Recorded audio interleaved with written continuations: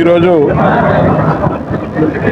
మునుగోడు మండల పరిధి కార్యకర్తల సమావేశాన్ని ఏర్పాటు చేసుకున్నాం. ఈ సమావేశంలో ఈ ఎన్నికల విషయంలో ఏ విధంగా ముందుకెళ్లాలనేది కూడా చర్చించుకోవడం జరిగింది. ఇలా కాంగ్రెస్ పార్టీ ఏదైతే అన్ని అబద్ధపు మాటలు చెప్పి గెలిచిందో ఇవాళ అదే అహంకారంతో కూడా ముందుకెళ్తున్న సందర్భం. ప్రతి నిమిషం 5 హామీలను నెరవేర్చను అని చెప్తా ఉన్నారు. ఇలా 5 హామీలు అనేటివి అన్ని ఉద్దెర, నగదు ఎక్కడ కూడా వాళ్ళు అమలు చేయటం లేదు. ఆర్టీసీ ఉద్దెరనే, సివిల్ సప్లై కార్పొరేషను సిలిండర్ది ఉద్దెరే, ఇలా ఆరోగ్యశ్రీ అనేది కూడా ఉద్దరే, ఇలా కరెంటు కూడా ఉద్దరే. ఇలా సిలిండరు 500 రూపాయలకి ఇస్తా ఉన్నారు. ఎంతమందికి ఇస్తున్నారు?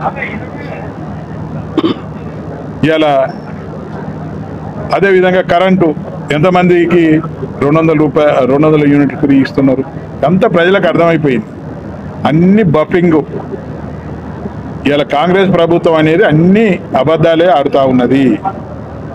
ఇలా డిసెంబర్ 9న రుణమాఫీ చేస్తామని చెప్పినారు అధికారం రాగా. మళ్ళీ ఇలా 15 ఆగస్టు వరకు చేస్తామని చెప్పారు. మళ్ళొక మాట ఏం చెప్తున్నారు? ఇలా రేపు సెంట్రల్లో అధికారం రాగానే ఇవన్నీ అమలవుతాయని చెప్తారు. ఒక్క మాట మీద కూడా నిలకడగా ఉండటం లేదు.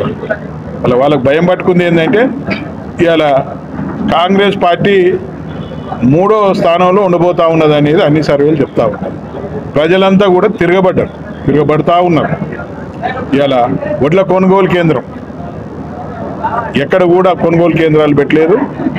500 రూపాయలు బోనస్ ఇస్తామన్నారు. బోనస్ గురించే మాట్లాడుతున్నారు. ఇలా నిరుద్యోగులకు ఇలా నిరుద్యోగ వృద్ధి ఇస్తామన్నారు. అది కూడా ఎక్కడ ఏం మాట్లాడుతున్నారు.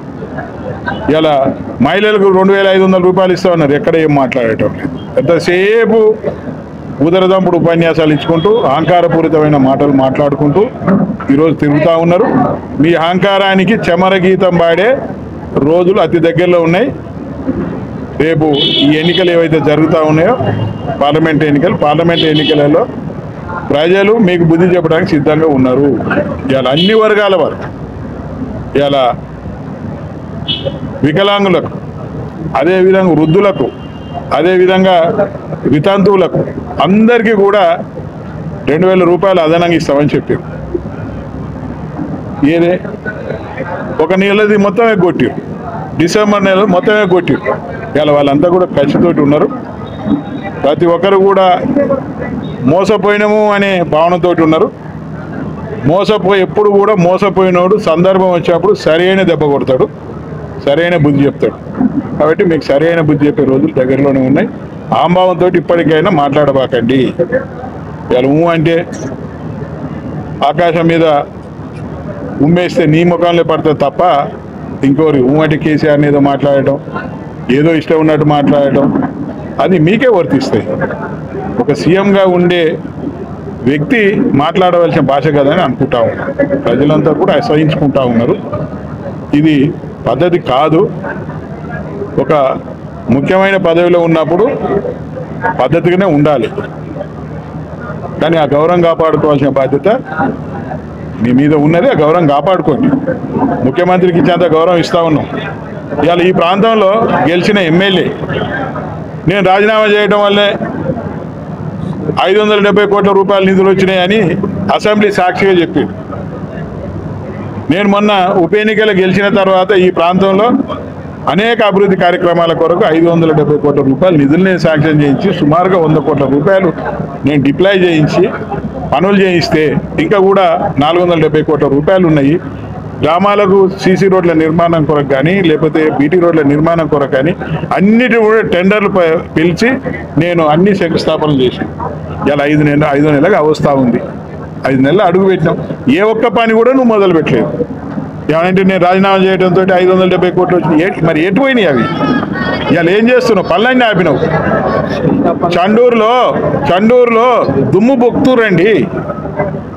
దుమ్ము, రోడ్ల మీద దుమ్ము బుక్తున్నారు. నేను ఉన్నప్పుడు ఎంత వేగంగా పనులు జరిగినాయి చండూరు మున్సిపాలిటీలో.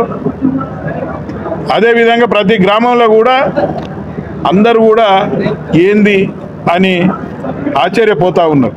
పనులన్నీ ఆపి ఇలా కాంట్రాక్టర్లకు అప్పుడు పనిచేసిన వాళ్ళని బెదిరించుకుంటూ ఇలా నా పార్టీకి వస్తావా రావా, లేకపోతే నీ బిల్లులు రావు, బిల్లులు ఆపి ఏం చేస్తారు? బతుకుదేరు ప్రేమతోటి ఆ పార్టీలకు పోతలేరు.